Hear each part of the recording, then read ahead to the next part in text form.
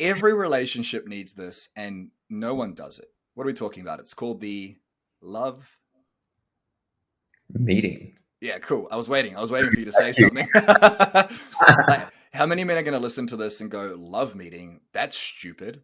Johnny Yeah. Walker, one of our clients, he's like, I think you should change the name of love meeting. It sounds silly. I'm like, thanks, mate.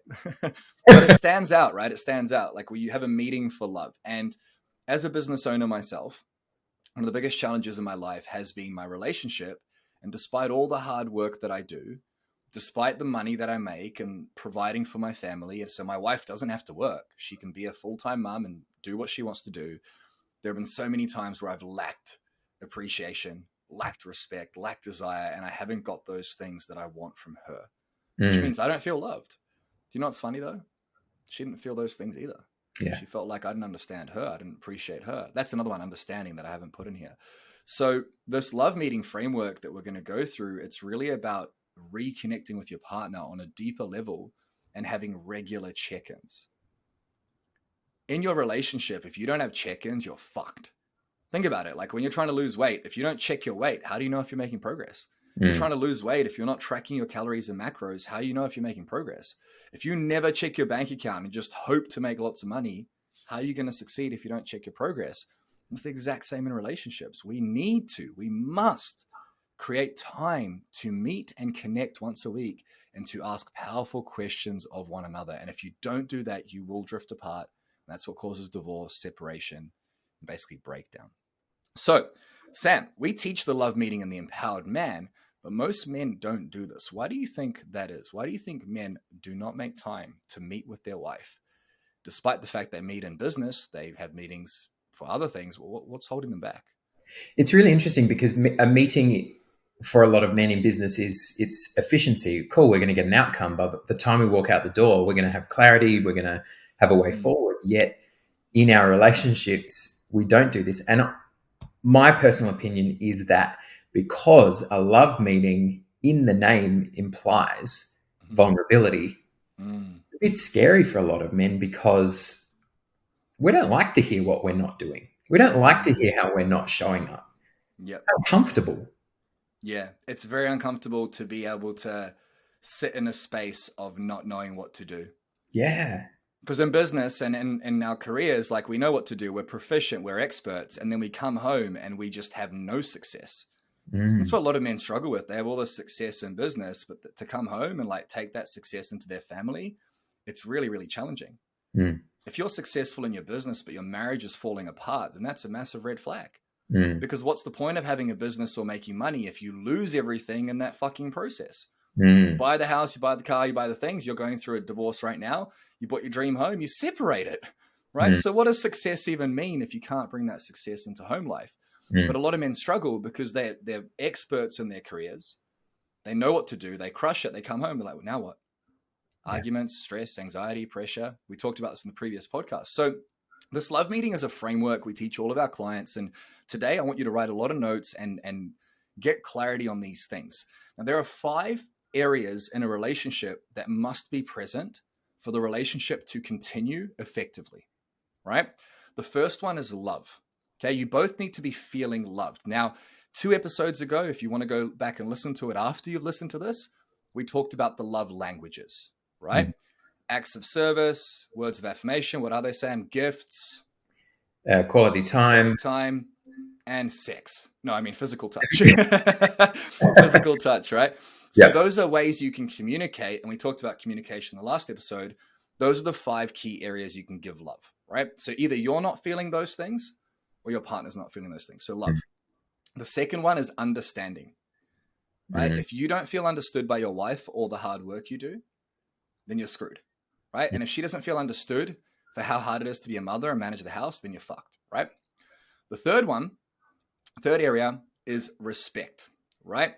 Are you feeling respected? As a man, this is the thing we lack a lot of the time. We're like, you don't respect me, woman. Back in the day, it would be a backhand and like, get in line. We can't do that anymore, which I agree with. I don't think you should hit women, right? But it was a very different dynamic 50 years ago. I'm not saying it was right. I'm just saying it was different. So respect on both sides. Third one is support. Do you feel supported by your wife? Is she looking after the house or is it a mess? Does she feel supported by you or do you just judge her? The fourth one is appreciation. How many times have you done something for your wife or your partner and not felt appreciated? And you think it's a one-way street, huh? Like Rosie cooks and cleans every day. If I don't show her appreciation, there's going to be a problem. Yeah. And the final one, I've lost track of them all. We've got love, understanding, support, appreciation, and respect. Support. Yeah. That's the one I missed, right? Support. Like, are you feeling supported by each other? So which one of these do you think lacks most in a relationship? We've got love, support, appreciation, understanding, and respect. Which one are we lacking the most, do you reckon? If I was to say which one I think we're lacking the most, I think, oh man, I think, all of them, all of the above. They kind of flow on into each other. Like, do you know what I mean? Like, when I look at these key areas, if we're lacking, it's like we're siloed, we're on our own, and we're not on the same team. Yep. So I really find it challenging to pick one. They all lack, they all lack, don't they? Yeah. Because if your relationship is breaking down, you can be damn sure that one of you is not feeling loved, if not both. But why are you not feeling loved? Because you don't feel like they understand you and they don't feel like you understand them. That's what a lack of understanding is. It's a two-way street.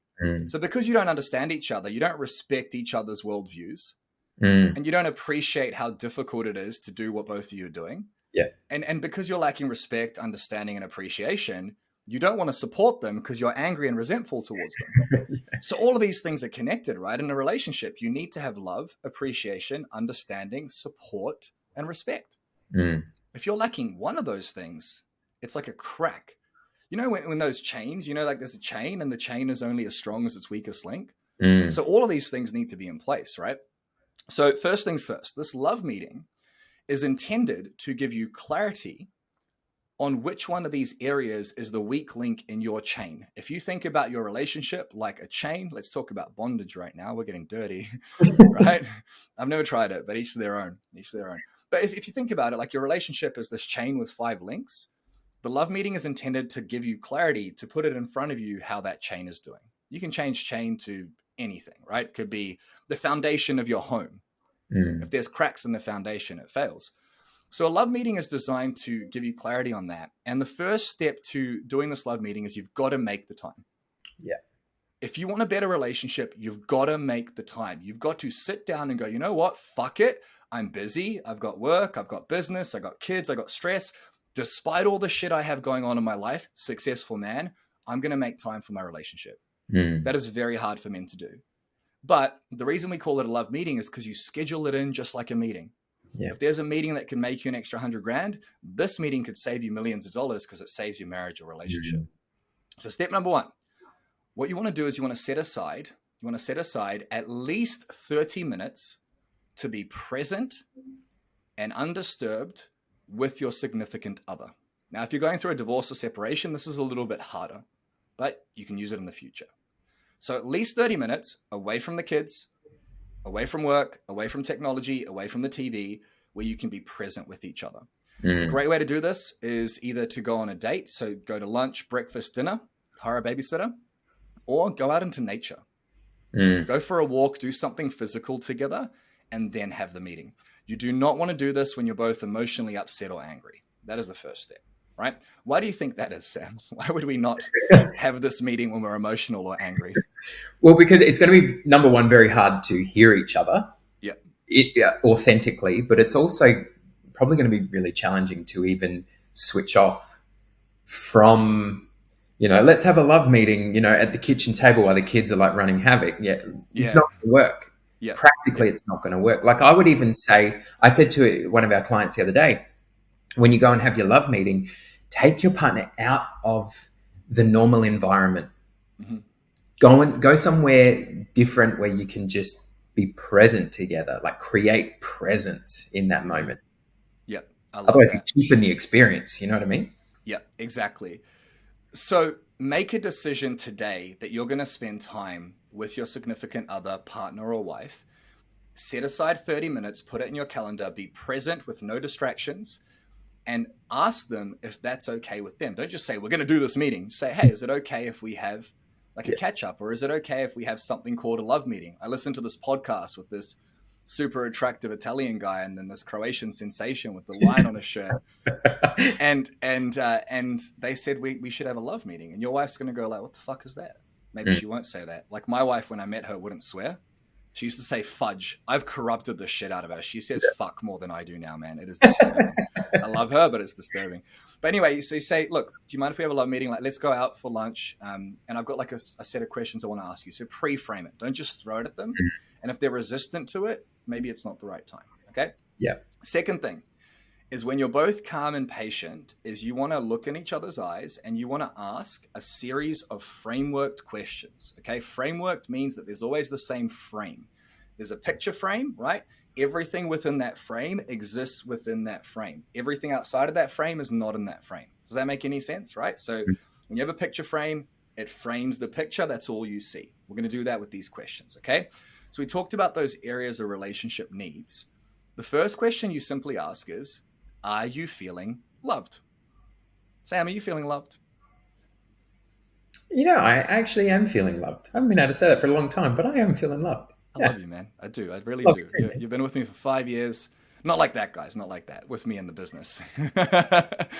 Hey, legend, if you're getting value from this podcast, then you're going to love our Empowered Man 7-Day Challenge. Inside, we've taken some of the best content our clients invest thousands of dollars for to change their lives, and we've given it to you in the course of 7 days. This challenge is worth over $3,000, and you can get it for $37, 97% off. Inside, we'll teach you how to fix your marriage and relationships and reconnect with your partner, your kids, your wife.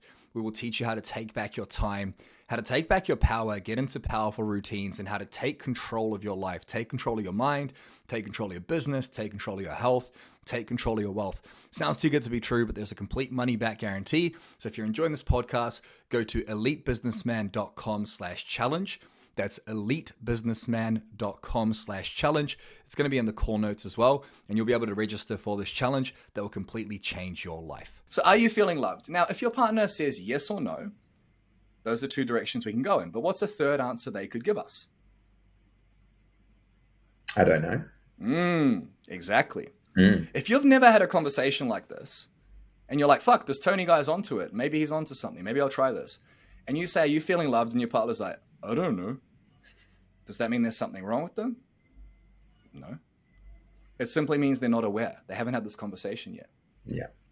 So what's another question we could ask to find out if they're feeling loved?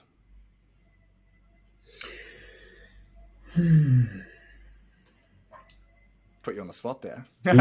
You did. What do I do to make you feel loved? Yeah. What do I do? I remember. Can I share a really quick story? Of course you can. It can be a long story. I remember in marriage counseling, when we went through it, our counselor said, let's not talk about that. What does the other person do to make you feel unloved? Oh, that was confronting. The floodgates have opened. Yeah. It's a really good question, though, because I'm going to give you the simple version of the love meeting, but this is just a framework. We can go outside the frame. It's a great question. So what do I do to make you feel loved? Well, when you do this, when you do that. But what do I do to make you feel unloved? It's just as powerful. Because it makes you face the ugly truth. As Admiral Jim Stockdale said, and quote from Good to Great, right? You must face the brutal facts of reality. And just because your partner hasn't told you all the shit you're doing wrong doesn't mean it's not present. Yeah. It's like when a wife says to you, I don't love you anymore. That was going on for like 3 months. You just weren't aware of it. Right? So to keep it simple, great question. Are you feeling loved? And then how can I make you feel more loved? Yeah. Now, what's the problem with make you feel? We teach this in the program. What's the problem with making someone feel something? Well, you can't make anyone feel anything. Let's say that again. Please say it a few more times because I need this to land.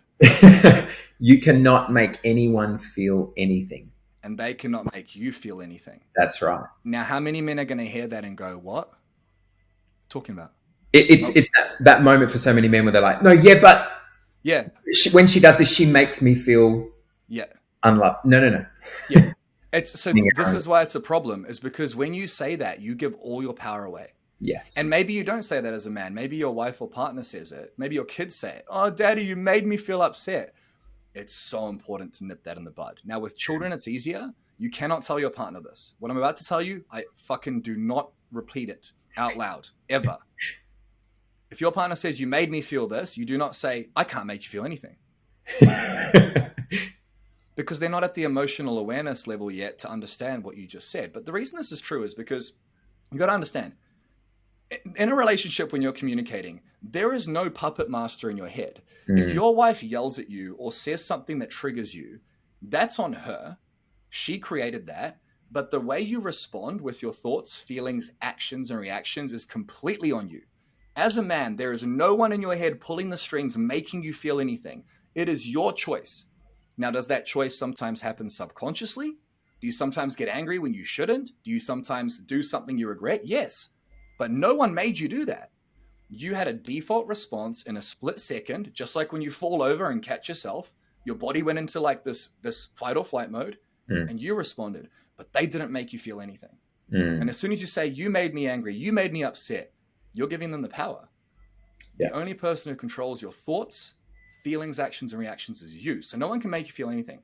A more powerful question to ask your partner, are you feeling loved? No. How can I make you feel more loved? It's a shitty question. One thing Rosie said to me a few months ago, quite a while ago, said, don't make me feel anything. Show me you love me. Ooh. So how can I make you feel more supported? We just had our daughter. I felt like she was just freaking out. She couldn't handle it. I'm like, you're making my life harder.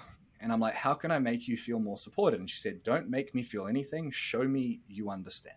Yeah. And I was like, holy shit. That's huge. Wow. So the next logical question for me was, how can I show you more understanding? And the world opened up for us. So simplifying this for anyone listening, the first step, are you feeling loved? Are you feeling understood? Are you feeling supported? Are you feeling appreciated? Are you feeling respected? Let me repeat those one more time. Write this down if you're listening. Are you feeling loved? Are you feeling understood? Are you feeling supported? Are you feeling appreciated? Are you feeling respected? You want to ask your partner these things. And once they've answered and given you all of their answers, it's going to be your turn right at the end of this, once we get through all the questions. Now, if they say no, or I don't know to any of those things, the next question is going to be, how can I show you more love? How can I show you more understanding? How can I show you more support? How can I show you, more appreciation? How can I show you more respect? So in Rosie's case, we had our love meeting a few months ago. I said, are you feeling supported? Kind of. Great.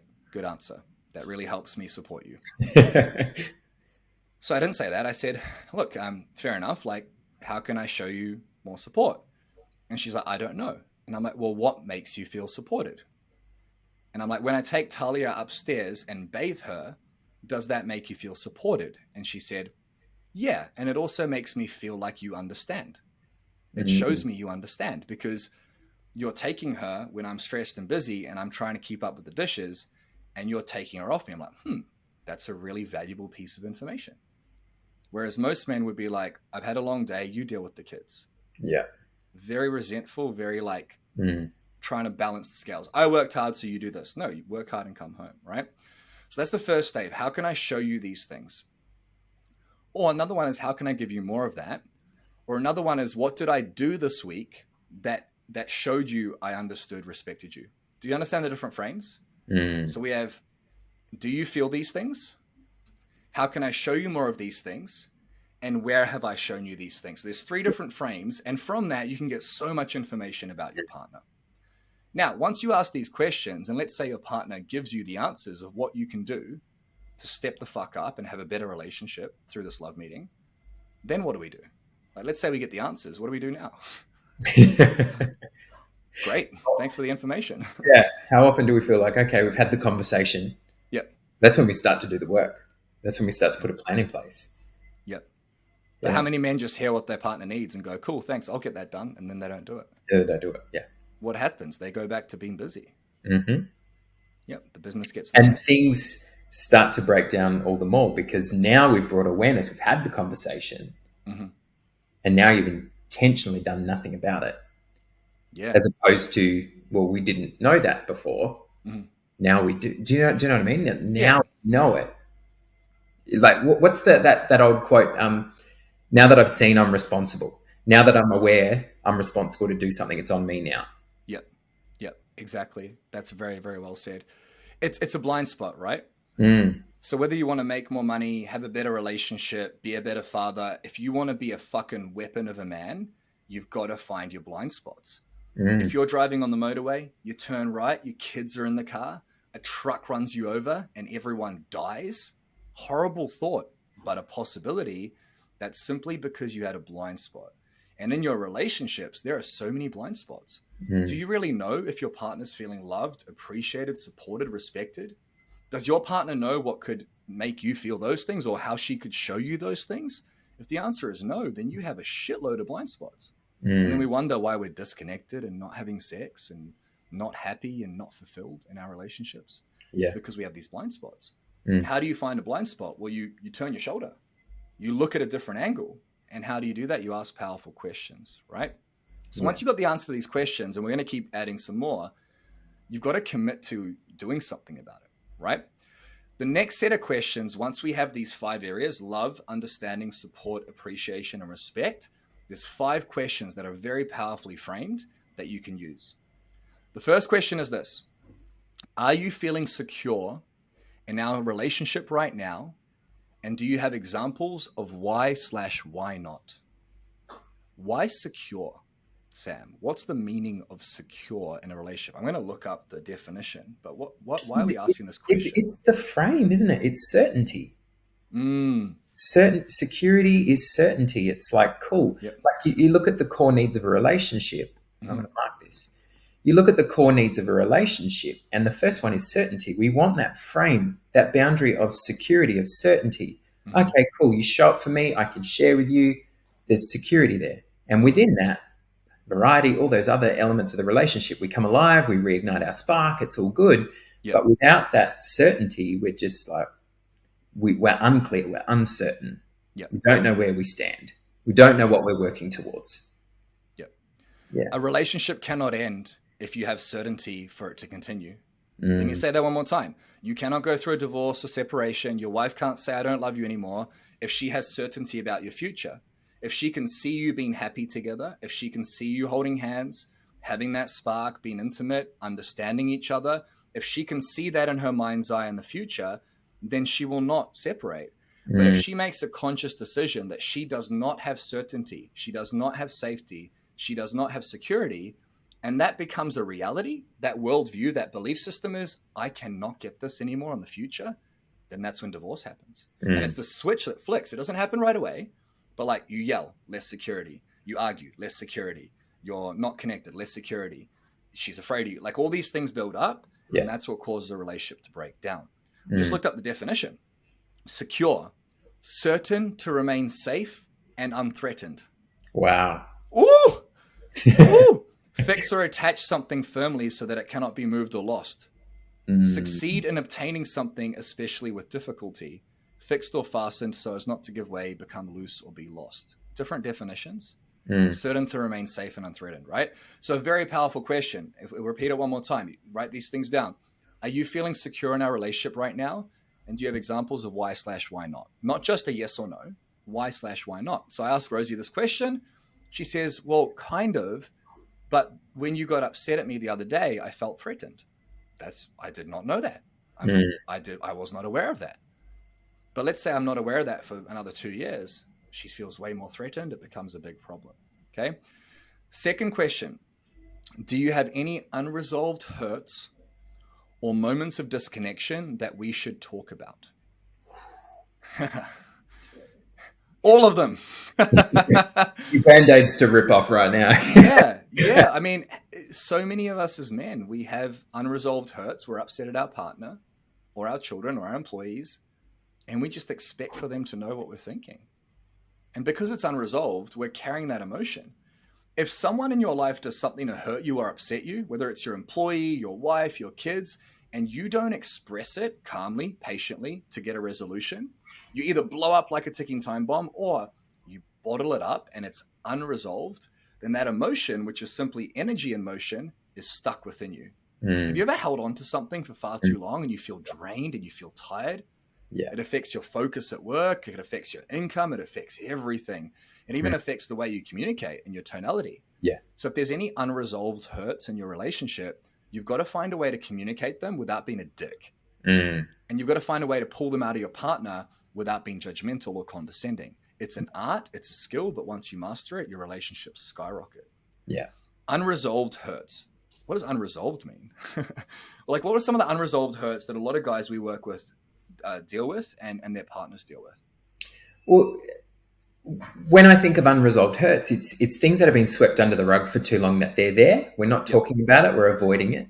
Yep. Often it's where we haven't shown up or what we haven't done, and we've just sort of ignored for a long period of time, and it gets to the point where it's there. I kind of think of an unresolved hurt as like you're carrying this backpack. Like I lost 40 kilos. Now I lift 40 kilo dumbbells at the gym, and I'm like, oh, like I lift them up. That's fucking heavy. What it feels like, and I'm like, yeah. I lift it, and I'm like, oh my goodness, I was carrying that for nearly 30 years. Yeah. And it's like that in a relationship. It's that baggage. You're carrying that heavy weight. And as you say, it'll influence everything you do. It'll influence your conversations. It'll influence how you show up. It'll influence how you resolve other conflicts in your relationship. Yeah. But until you're willing to take that off, unpack it, it's unresolved. It's hidden away. We put on our smile. We're all good, tied up in a bow. Yep. But it's not dealt with. I love that. Did you mark that? That's brilliant. Yeah, that's brilliant. Because it is like a pack. So when you unpack, I've never thought of it that way. When you unpack something, you take the pack off. And if you think of a school bag, like who fills the school bag? You do. Unless you're a kid and your mother does it for you. Like you fill your own pack. When you go to work, you take your pack. So when you unpack something, you take it out of the pack and now it's out in the fresh air. Like you can see it and now it's able to be resolved. And we both do this in relationships. The partner, us as a man, and the wife or the partner, they do it too. And it's because we've built this pattern of when we do share what's going on for us, there is judgment. So if there's judgment in your relationship, it's going to fuck things up. My wife and I, we used to argue, and we get to the point where she didn't tell me her emotions because I would try and beat them down and say, well, why don't you just be grateful? Or why don't you do this? Or why don't you do that? And I would belittle her emotions, not intentionally. No one does this shit intentionally. I'm the successful guy. I try to fix everyone and everything, making lots of money, successful, great. But at the cost of my wife, because I'm trying to make her successful. She's unpacking and sharing her unresolved hurts, and I'm judging her for it, not intentionally. Now that I've fixed that, our relationship is a lot better, but it still happens from time to time. So do you have any unresolved hurts or moments of disconnection? That's another one that we should talk about.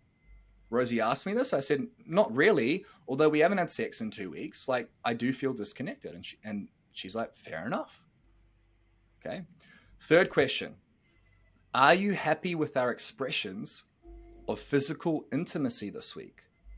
What do you want more or less of? That's a dangerous question. Well, how far can we go on this one? Why is this question important? Are you happy with our expressions of physical intimacy this week? What do you want more or less of? Well, I mean, physical intimacy is, yes, it's sex. Of course it is. But what might come up is, you know, when you came into the lounge the other night and you sat on the other side of the room, like I just felt very disconnected from you. Yep. Do you know what I mean? Like sometimes it's like, oh, is it really that simple? Yeah. Connection, point of connection. And that's intimacy. It's massive. Yeah. It doesn't have to be sex. Like intimacy is physical intimacy. Yeah. I don't know about you, but obviously you're going through a separation right now. But when I'm with Rosie, like if we're sitting on the couch and our knees are touching, that's intimacy to me. If I've got my arm around her while we're eating, that's intimacy. If we're holding hands while walking with the pram, that's intimacy. And that intimacy is a physical connection. Now, obviously, if you're not feeling appreciated, respected, loved, understood, right, supported, then it's very hard to have that physical intimacy. So when you ask this question, it's after you've asked about unresolved hurts or security in the relationship. It's after you've asked about understanding, support, respect, etc. Right? Now, let's be honest here. if you ask your partner how you can show her more understanding, support, appreciation, respect, you ask her if she's feeling secure and why not. You ask her if there's any unresolved hurts and she shares them, and you listen. We talked about this in the previous podcast, and you hear them. And you don't just listen and hear them. You say, what I've heard you say is blah, blah, blah, blah. What I've heard you say is this, this, and this. What do you think that's going to do to physical connection? It's going to skyrocket. Yeah. You can see this in action with your partner. When I'm listening to Rosie and I'm genuinely finding out how she's feeling, I can feel her easing into me. Yeah. We had a client who just joined our 12-month mastermind. He's done the 8-week program. He's crushed it. Won't name his name. And he's like, I did that clearing conversation you told me about that you coached on. And, you know, we haven't been intimate for like a month. And you were right. Like, she ripped into me for like ages and told me all the things I'm doing wrong. And then she started taking responsibility, and you were right. By the end of it, this is his exact words. By the end of it, she did get wet and she jumped my bones. And I'm talking to this guy. I'm like, woo! Yes, brother. Hallelujah. And he's like, yeah, I don't care how much the 12-month program is. Sign me up. It was just really cool, man. And this shit works, right? So yeah, really powerful question. Next question. 2 more to go. Are there moments this week that you turned away from vulnerability or transparency? How come, and how can we improve that? Are there moments this week that you turned away from vulnerability or transparency? So what you're saying is, are there moments where you wanted to be vulnerable and honest with me and transparent, and you didn't? And if so, what happened and how can we improve that? Yeah. So did this ever happen in your relationship? And it clearly happens to our clients that we work with. A lot of them are egotistical, successful men. If you're successful and have an ego, that can destroy you. Because if you have moments where you're upset at your partner or your employees, you want to be vulnerable about how stressed and hard things are, you want to be transparent, and you go away from that, then you're really living a lie and you're wearing a mask. And no one really knows the real you. You did a Words of Wisdom about this. If no one knows the real you, then how can anyone truly trust you? And if no one can truly trust you, how can you trust yourself? One of the most important things for a high-performance man to do is to know when to be vulnerable and transparent. Yeah. Not all the time, but a leader, that's what he does. We had a client say, don't share my testimonial name because I'm a leader. People look up to me for strength. Strength is vulnerability and transparency. And if you can be a leader who knows when to turn that on, you win. So what happened in your relationship? Like, where were the moments where you turned away from vulnerability or transparency? Where those moments kind of occurred were for us in the hustle and bustle of life, the busyness of life, where we're a bit more reactive toward each other. And someone might, one of us might have shared something that, was meaningful or that we wanted to unpack or talk about. And then the other person's reaction allowed us to build a wall up. Oh, not going to be vulnerable, not going to be transparent, not going to talk to you about that next time. I remember so many times being told, I'm just not going to share this stuff with you anymore. Yeah. Sorry, I would say, I'm just not going to share this stuff with you anymore. Yeah. Yeah. What's the point in talking about it? Yeah. Yeah. That's like, what's a good example of this? That's like dating once and it doesn't go well. You're like, I'm never going to date again.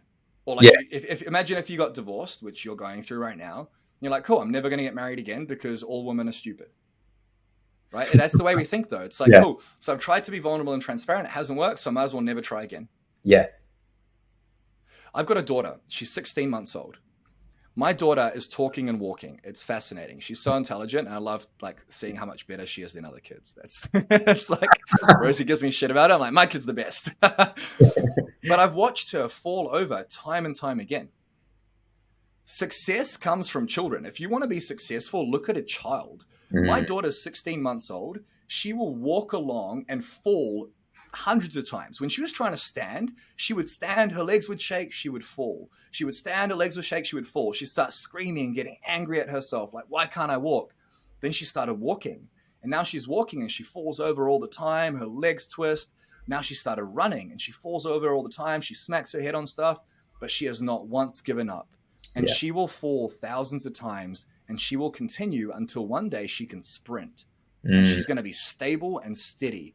And if you can treat your relationship, your health, your wealth in the same way, you will truly be successful because you're going to fucking fail. and you're going to fuck it up and you're going to make mistakes. And it's in those moments that you build character and you learn about yourself. And if you can do that without quitting, you win. The only time you fail is when you quit. So get the fuck back up and do the shit you need to do, especially in your relationships. Very important. Are there moments this week that turned you away from vulnerability or transparency? How come, and how can we improve that? So yeah, I wanted to be honest with you about how I was feeling, and I just felt like I was going to get judged, so I didn't share that, right? Final question. In what ways can I show up for you this week that would let you know that I care? Now, every question we've asked before now has led us to this moment. Yeah. We've already sort of got the answer, don't we? Like if she's not feeling secure because you work too much and you don't give her any time, a way you can show up for her is by giving her more time, right? Yeah. But in what ways can I show up for you this week that would let you know that I care? What are some examples we can give the men listening that they can apply right away? What are some ways that they can show up for their partner and show them that they care?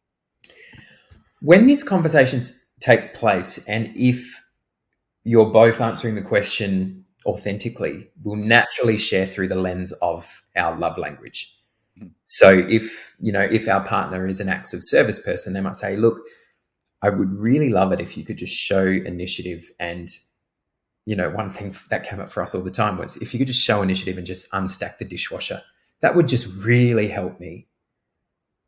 And that would just really show me that you see what's going on here, that you support, or, could you put Luca to bed 2 nights a week or 3 nights a week? Or could we do this? Yep.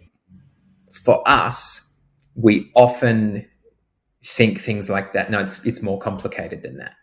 But it's often in the day-to-day where our partners aren't feeling like we're showing up for them. Yep.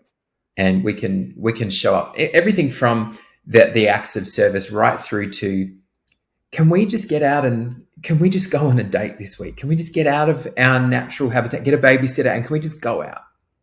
That would really just give me that quality time. That would just show me that you care, that you understand all of the layers of complexity in my week, and just allow us the space to reconnect. Yeah. And that's a really good example, is just do these little things. As men who provide for families, we think that's enough. I'm making money, I'm putting food on the table. Yeah. Unfortunately, whether you like it or not, that's not the way the world works anymore. You can make money and provide, but there are still other roles we get to fulfill. We get to fulfill the role of a father, being present for our children, showing up for them, supporting with them when the wife is tired, despite the fact that we think she shouldn't be. That's a bullshit story. And we get to show up for the partner by helping around the house and making things easier for them. And if they have a lighter load, even though we have a massive load on our shoulders, guess what's going to happen? They're going to support you more and appreciate you more. It's a two-way street, but the street begins with how you lead as a man. And success isn't just money. Success is how you show up. And all the identities, husband, father, business owner, they're all connected. So like you say, it is really showing you care by doing, not just talking shit. Yeah, I'll support you. You got to do the shit. You got to step up, which is hard when you're tired and burnt out. But it's actually going to energize you quite a lot. My camera's about to die, so we're going to tie this one up. Let's turn the aircon on real quick. My daughter's been playing with the aircon remote, so it is now missing. So this camera may or may not die. So let's recap everything. Okay, yeah. Step one, you want to set aside at least 30 minutes uninterrupted with your partner and ask them, say to them, is it okay if we have a love meeting? Is it okay if we catch up?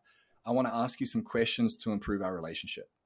Step two, this is the sequence of questions. Write them down. You can bring them with you on a piece of paper.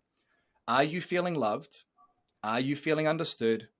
Are you feeling supported? Are you feeling appreciated? Are you feeling respected? How can I show you more love, understanding, support, appreciation, and respect? What have I done to show you more love, understanding, appreciation, support, and respect? Okay, any variation of those questions. Then we go into this. Are you feeling secure in our relationship right now? And do you have examples of why/why not? Listen, tell them what you've heard them say. I've heard you say this. Do you have any unresolved hurts or moments of disconnection that we should talk about? Listen. Are you happy with our expressions of physical intimacy this week? What do you want more or less of? Listen. Are there moments this week that turned you away from vulnerability or transparency? How come, and how can we improve that? And finally, in what ways can I show up for you this week that would let you know that I care? Now, once you've got all these answers, you're going to tell them what you're committed to. What I've heard you say is all these things. These are the 1 or 2 things I'm committed to doing next week for you and for our relationship. 1 or 2. There might be 10. Write them down. Okay. You also want to write everything down. I track all of our love meetings in Notion. You can use a pen and paper. I write down what she said, all the important points, and what I said, and what our commitments are. Okay. Once you've done that, you swap sides. They ask you the same questions. They commit to something, and then you go into your week. You schedule it in and you treat it with respect. You don't just have the conversation. You go to your calendar like you would for a meeting. You schedule in your commitments and you schedule in your next love meeting. And you do this every single week at a minimum. Yeah. Schedule the time, run the meeting, ask the questions, tell each other what you're committed to, write it down, and do the meeting again. And if you do this for 52 weeks in a year, what do you think is going to happen in your relationship? It's going to fucking skyrocket. Yeah. Right? It's a 30 minutes a week. There's 10,080 minutes in a week. You got 10,050 left. Is that a good ROI? Is that a good return on investment? Pretty damn good. Pretty damn good. Right? So, Sam, anything you want to add to this little spiel? Yeah, just quickly. When we're having these conversations and asking these questions, we get to prepare ourselves that what we hear might not be what we want to hear. What will become a conversation killer is when we go in to justify every response. Oh, yeah, but I did this because. And what that does for a partner is it allows them to put their walls up. Oh, I'm just not going to talk about it. Question 4. I'm just going to move away from vulnerability and transparency. This isn't working. Listen. It's something that you said after every question, Toni. Listen. Brutal truth, but it's their truth. And you'll have the opportunity to share your truth. And you get to ask for that respect to not be interrupted as well, like we talked about in our last podcast. Yep. Yeah. I love that. That's so well said. I'll add to that. If your partner says something that triggers you, there's a piece of you that knows it may or may not be true. Yeah. If I call you a transvestite, Sam, how do you feel? Confused because you're not one. I'll probably have someone clip this up and go, he's anti-trans. No, I'm not. You can be a transvestite if you want to. But if I call you something you're not, you're like, that doesn't bother me. But if I call someone who's a transvestite, they might get upset and go, what does he mean by that? It's like, I don't mean anything, right? Mm-hmm. The point is that if something triggers you, it's because part of you believes it might be true. If somebody says, oh, you're such a dick. If you know you're not a dick and you're a calm person, you'll be like, no worries. But if you're a bit of a dick, then you'll do something about it. You'll get upset, right? So if your partner says something to trigger you, instead of going, oh, no, this is why I do that, or go, cool. Wow, they said that for a reason. They must feel that way. That's their truth. How can I listen to them and step into their shoes and see myself through their lens, which is so hard to do, but so critical in a relationship. So really it is about, you're going to hear some shit you don't want to hear in this love meeting. Great. It was present before you heard it. It just wasn't in front of you. It wasn't clear. It wasn't in your awareness. Would you rather it stuck inside of them, festering like a cancer growing within? That cancer causes divorce. Would you rather cut it out, which is painful initially, but it avoids the pain of separation, separating assets, divorce, all the other crap that comes with it. They're both painful. Pick one. This is confrontational for a lot of men to do this meeting, but it is a must. It must happen. If you don't do it, you're fucking gambling. You're playing with fire, right? So if you got value from this, feel free to drop a comment down below. Give this 5 stars, a like wherever you're listening. And guys, just full disclosure, this is the type of stuff we coach on daily in the Empowered Man program. We have 5 coaches, daily support from us. You literally have access to myself and Sam in a one-on-one capacity in a coaching channel. And this is just one of the many tools we use. So if you're getting value from this and you do want to fix your marriage fast in 2023, if you want to work on your health, wealth, relationships, and have balance, then there will be some links down below where you can apply for our 7-day challenge, or you can even apply to speak with our team personally and jump on as a coaching client. So if you're interested in that, feel free to jump on. Next week's episode is going to be a banger, so make sure you're there for that. And thank you for listening to the Empowered Man podcast. See you guys next time. Hey, brother, I hope you got a ton of value from that podcast. If you would like to work with us personally and get some of the best content we've launched for our clients who have invested thousands of dollars, then go and complete our 7-day Empowered Man Challenge. This mission will completely transform your life. If it doesn't, you won't have to pay a cent. It's only $37, and it is game-changing if you want to take back control. So if you want to find balance between business, family, and life, if you want the relationship, the health, the wealth that you deserve, then go to elitebusinessman.com/challenge. That's elitebusinessman.com/challenge, and take up this challenge to take back control of your life.